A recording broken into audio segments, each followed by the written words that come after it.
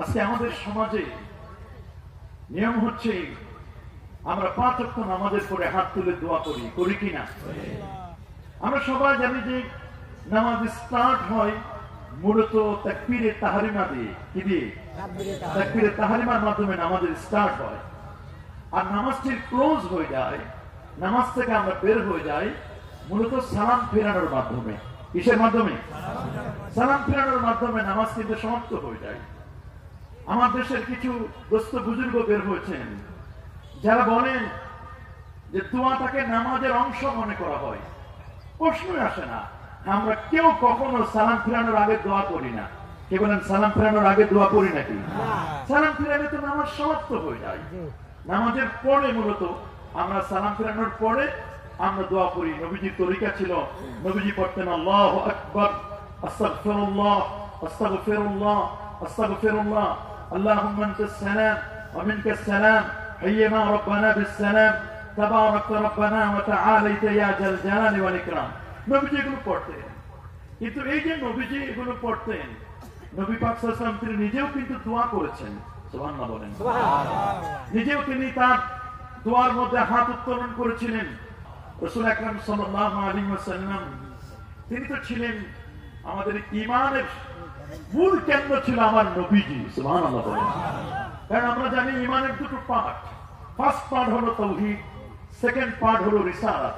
তবে তাওহীদ নামক তালাকে যদি আপনি ওপেন করতে চান, এটাকে যদি আনলক করতে চান, তাহলে রিসালাতের চাবি ছাড়া আপনি কখনো তাওহীদের তালাকে আপনি ওপেন করতে পারবেন না। আমরা অনেকেই না বুঝার কারণে অনেক সময় আমরা ঈমান আকীদার বিষয়টি বুঝতে চাই না। মনে করুন আমরা গাছিয়া এখানকার সলিহা কমপ্লেক্সে যদি একজন মানুষ কলা বিক্রি করতে এসে কলার বাকল বা ছোবলা উপরের চামড়াটা যদি কেউ খুলে আমাদের কাছে বিক্রি করতে নিয়ে আসে, আচ্ছা আপনারা বলেন তো তার কলাগুলো কি কেউ আপনারা কিনবেন? ও যদি বলে যে না, আমি তো আপনাদের সুবিধা করেছি, আপনারা কষ্ট করে কলাটা ছিলে তারপর খাবেন, আমি বাসা থেকে ছিলে নিয়ে আসছি, উপরের চামড়াটা তো আপনি ফেলেই দিবেন, আমি ছিলে নিয়ে আসছি কলাটা, আপনারা শুধু কিনবেন আর মুখে ঢুকাবেন। আচ্ছা এটা কি কোনো সুস্থ মস্তিষ্কের মানুষের কাজ হবে? এটাকে আমরা কখনো কেউ মেনে নিব? আমরা কখনো কিন্তু এটা মেনে নেব না। কারণ কলার ভিতরে যে মজ্জাটা আছে, এই কলার মজ্জাটা, এটার নাম হলো ঈমান। বলেন কলাটার ভিতরে যেটা গোস্ত, যেটা এটা হলো ঈমান। বলেন এটা কি? আর কলার উপরের যে চামড়াটা, উপরে যে বাকলটা, সাল বাকল যেটা উপরে যেটা আছে বাকলটা, এটার নাম হলো আকীদা। সুবহানাল্লাহ বলেন, আল্লাহু আকবার বলেন। ঠিক সেম একটা গাছ আপনি রোপণ করবেন, ছোট্ট একটি চারা গাছ আপনি রোপণ করবেন। চারা গাছটি রোপণ করার সময় মনে রাখবেন চারা গাছটি হলো ঈমান। চারা গাছটি কি? ঈমান। এটি কোরআন বলছে সূরা ইব্রাহিমের 24 নম্বর আয়াতে আল্লাহ পাক রব্বুল আলামিন জানান দিচ্ছেন, আলাম তারা কাইফা দারাবাল্লাহু মাসালান কালিমাতান তাইয়্যিবাতান কাশাজারাতিন তাইয়্যিবা আসলুহা সাবিতুন ওয়া ফারউহা ফিস সামা। আল্লাহু আকবার। এটি গাছের শিকড় থাকে জমিনে, এর ডালপালাগুলো থাকে অনেক উপরে। আল্লাহু আকবার বলেন। এই যে গাছটি আপনি রোপণ করলেন, আপনারা বলেন তো গাছটা যদি লেকলেকে ছোট্ট চারা গাছ হয়, এই গাছের কি শত্রু আছে না নাই? আচ্ছা একজন দক্ষ কৃষক, আপনারা বলুন একজন দক্ষ কৃষক যিনি এক্সপার্ট, তিনি কিন্তু গাছটাকে সেভ করার জন্য, এটা সিকিউরিটির জন্য, সেফটি এন্ড সিকিউরিটির জন্য অবশ্যই তিনি কি করবেন? একটা বেড়া দিবেন। বলুন তো কি দিবেন? একটা বেড়া দিবেন, একটা ঘেরা দিবেন। বেড়াটা দিলে পরে গাছটা সেফ থাকবে, নিরাপদে থাকবে।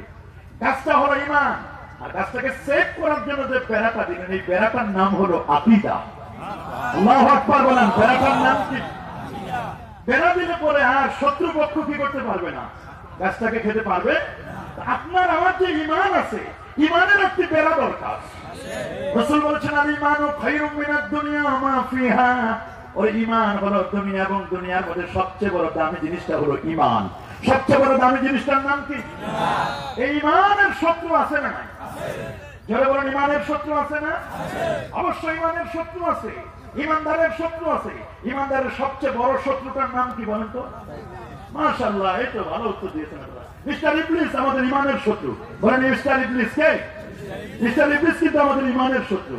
কিন্তু ইমানের শত্রু যেমন ইবলিস আছে, মিনাল জিন্না, আরেকটা কথা কিন্তু আল্লাহ বলছেন, মিনাল জিন্নাতের বলছেন ওয়ান্নাস, মানুষের মধ্যে কিছু শত্রু আছে। আমাদের ইমানের শত্রু হলো ওয়াহাবি সালাফি। আপনারা দেখান কারা? ওয়াহাবি এবং সালাফি আমাদের ইমানকে নষ্ট করে দিতে চায়, ইমানকে বিধ্বংস করে দিতে চায়। একটা ওয়াহাবি সালাফি, কথা বলুন। এরা নিজেরা কামরা কামড়ি করে, নিজেরা মারামারি করে, নিজেদের মধ্যে কত দ্বন্দ্ব, কত কলহ, কথা বলুন। আমাদের দেশে যারা দিন কায়েমের কথা বলেন, আকিমুদ্দিন ওয়ালা তাতাফাররাকু ফি, তোমরা দিন কায়েম করো, বিচ্ছিন্ন হও না, কিন্তু ওরা জানে না দিনটা কি, দিন বুঝে না তারা। একটা দিনের তিনটা পিলার, তিনটা খুঁটি। প্রথম পিলারটার নাম হলো ইমান, যেটি আকীদা। দ্বিতীয় পিলারের নাম হচ্ছে ইসলাম। তৃতীয় পিলারটির নাম হলো ইহসান। ইমান মানে আকীদাগত বিষয়, ইসলাম হলো এটি শরিয়াতের বিষয়, এটি মাযহাবগত বিষয়, আর ইহসান হচ্ছে এটা ভাবগত তাসাউফের বিষয়, মারফতের বিষয়। আমার দেশে যারা দিন কায়েমের কথা বলেন, দিন কায়েমের সবক আমাদেরকে দিতে চান, বাট এরা কিন্তু দিন কায়েম করতে চায় কি করে, কিন্তু ইহসানকে বাদ দিয়া, তাসাউফকে বাদ দিয়া, মাযহাবকে বাদ দিয়ে, যারা মাযহাব এবং তাসাউফ পীরমুরিদিকে বাদ দিয়ে দিন কায়েম করতে চায়, আমি মনে করব ওটা দিন না, ওটা বদ্দিন, ওটা মদিনার দিন নয়, ওটা বদ্দিন। কথা বলুন, ওটা কি সঠিক দিন? ওটা ল্যাংড়া দিন, লুলা দিন। তিনটার মধ্যে দুইটাই নাই। অনেকে মাযহাব বিশ্বাস করে না, পীরমুরিদি বিশ্বাস করে না, আর তারা বলে আমরা সংসদে দিন কায়েম করব। দিন কায়েমের জন্য পাগল করা হয়ে যায়, কথা বলেন। কারো কারো তো এমন অবস্থা, তাদের সিচুয়েশন দেখে মনে হয় দিন তো কায়েম করে ফেলেছে, সংসদে চলে গেছে। না, এত সোজা না, দিল্লি বহুত দূর, কথা বলুন। দিল্লি বহুত দূর, এত সোজা মনে করবেন না, এত সোজা না, এত সোজা না।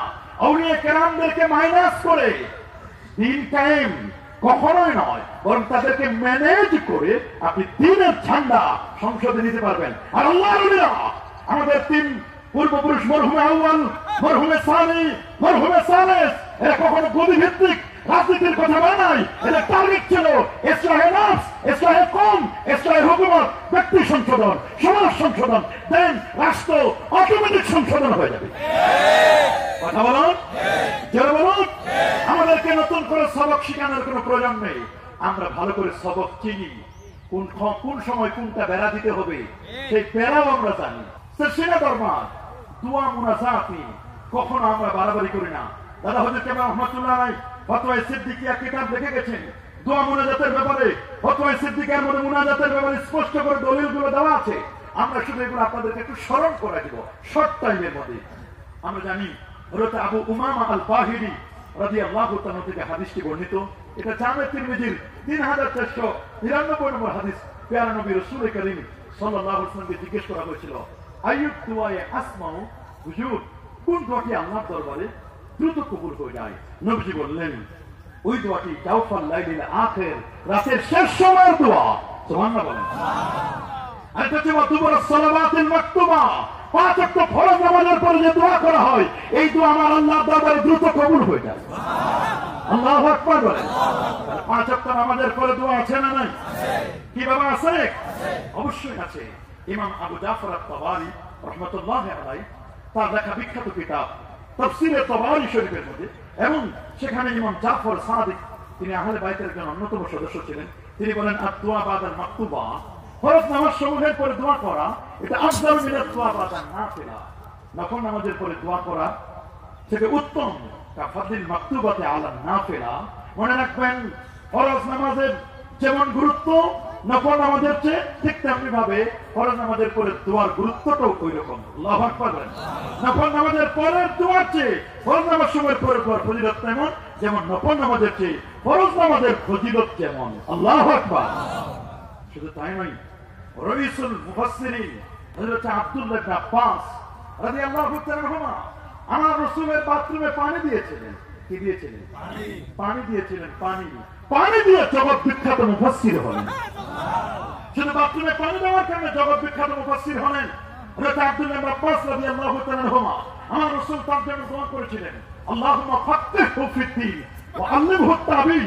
আল্লাহ তাকে দ্বীনের সমঝ দান করো এবং কোরআনের তাফসীর করবার মতো আল্লাহ তাকে তুমি তৌফিক দান করো। তিনি বলেছেন স্পষ্ট করে, হযরত আব্দুল্লাহ ইবনে আব্বাস রাদিয়াল্লাহু তাআলা বর্ণনা, আল্লাহ সুবহানাহু ওয়া তাআলা তার হাবিবকে লক্ষ্য করে বলেছেন, ইয়া মুহাম্মদ, হে মুহাম্মদ সাল্লাল্লাহু আলাইহি ওয়াসাল্লাম, ইযা সাল্লাইতা, হে মুহাম্মদ সাল্লাল্লাহু আলাইহি ওয়াসাল্লাম, আপনি যখন নামাজ আদায় করবেন, ফাকুল, আপনি আল্লাহর কাছে বলুন, আল্লাহুম্মা ইন্নী আসআলুকা ফি'লাল খায়রাত ওয়া তারকাল মুনকারাত ওয়া হুব্বাল মাসাকিন।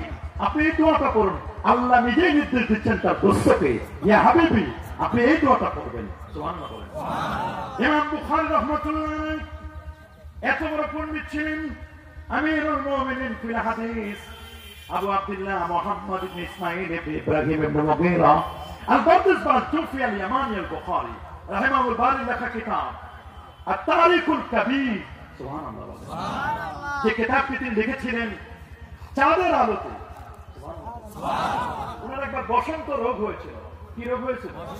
বসন্ত রোগ হওয়ার কারণে ওনার চোখের জ্যোতি তিনি হারিয়ে ফেলেছিলেন, চোখের দৃষ্টিশক্তি হারিয়ে ফেলেছিলেন। মা গভীর রজনীতে তাহাজ্জুদের পরে মা দোয়া করেন আল্লাহর কাছে, আল্লাহ, আমার ছোট্ট শিশুটি তার চোখের জ্যোতি হারিয়ে গেছে, বাবা তার বেঁচে নেই, আমি মা হিসেবে বেঁচে আছি, এই ছোট্ট শিশু তুমি দান করেছো মালিক। বুখারা, সামারকন্দে, এই ইউরোপ কান্ট্রিতে, তাশখন্দে, রাশিয়ার বুকে গবরে পদ্ম ফুল তুমি আমার এই সন্তানটিকে দান করেছো। আল্লাহ, তুমি তার চোখের জ্যোতি ফিরে দাও মালিক, তুমি চোখের জ্যোতি ফিরে দাও। তিনি অজন্য অনেক কাঁদছেন। রাতের বেলা হযরত ইব্রাহিম আলাইহিস সালাম স্বপ্নে জানান দিলেন, মা তুমি কোনো টেনশন করো না, তোমার দোয়া আল্লাহ কবুল করেছেন, তুমি দেখবে আগামীকাল তোমার সন্তানের চোখের জ্যোতি আল্লাহ ফিরে দিবেন। মা খরচ দেয় না, অনেকে বলে হলে চাওয়া যাবে, হাতটা না তুললে হয় না। আরে বাবা, মুষ্টির চালানোর সময় তুমি হাত পাতো, ভেতরা কালেকশনের সময় হাত পাতো, মা তুলার কালেকশনের সময় তুমি হাত পাততে পারো, নামাজের পর দুটো হাত তুলতে পারো না। দুঃখজনক, জামি তিরমিজি 3556 নম্বর হাদিসের মধ্যে লেখা আছে, আল্লাহর হাবিব বলেন, ইন্না রাব্বাকুম হাইয়ুন কারীম, নিশ্চয়ই তোমাদের রব চিরঞ্জীব, চিরস্থায়ী, সম্মানিত। ইজা রাফা রাজুলু ইলাইহি ইয়াদাই, তোমাদের কেউ যখন আল্লাহর দরবারে দুটো হাত তুলে মোনাজাত করে, ইস্তাগি, আমার আল্লাহ লজ্জাবোধ করেন, আইয়ারুদ্দাহুমা সাফরান খাইবাতাইন, আল্লাহর শর্মিন্দা হয়, আমার বান্দা আমার কাছে চাইলো আর আমি তার খালি হাতে ফেরত দেব, এটা হয় না। আল্লাহু আকবার, এটা আল্লাহ তাআলা কবুল করবেন। as-salatu masna masna, বুখারী হাদিস, masna masna ওয়া তাশাহুদুন ফি কুল্লি রাকাতাইন ওয়া তাবাসুন ওয়া তামাসসুন ওয়া তাকান্না ইয়াদাইকা ওয়া তাকুলু আল্লাহুম্মা আল্লাহুম্মা রাব্বানা আল্লাহুম্মা ইয়া মুকাল্লিবাল কুলুব। এভাবে সে বলে, এইভাবে যদি বলে, আল্লাহ পাক রব্বুল আলামিনের রাসূল বলেন, ফামান লাম ইয়াফআল ফাহুয়া খিদাস, যদি কেউ নামাজের পরে দোয়া না করে তার নামাজটা অসম্পূর্ণ হয়ে যায়। বলেন, তার নামাজটা কি হয়ে যায়? আমরা কি 5 ওয়াক্ত নামাজের পরে দোয়া করবো ইনশাআল্লাহ? করবো। শুনুন, আবি দাউদের 1487 নম্বর হাদিস, হযরত মালিক ইবনে ইয়াসির থেকে হাদিসটি বর্ণিত। আল্লাহু আকবার বলেন। মালিক ইবনে ইয়াসার রাদিয়াল্লাহু তাআলা হাদিসটি বর্ণনা করেন, আল্লাহর হাবিব বলেন, ইজা সাআলতুমুল্লাহ ফাসআলু বিবুতুনি আকুফিকুম ওয়া লা তাসআলু বিজুবুনিহা, যখন তোমরা চাইবে উল্টা পাশে চেও না, চাওয়া শেষ হবে তোমরা বুকটা মাসা করে দেবে। আল্লাহু আকবার বলেন।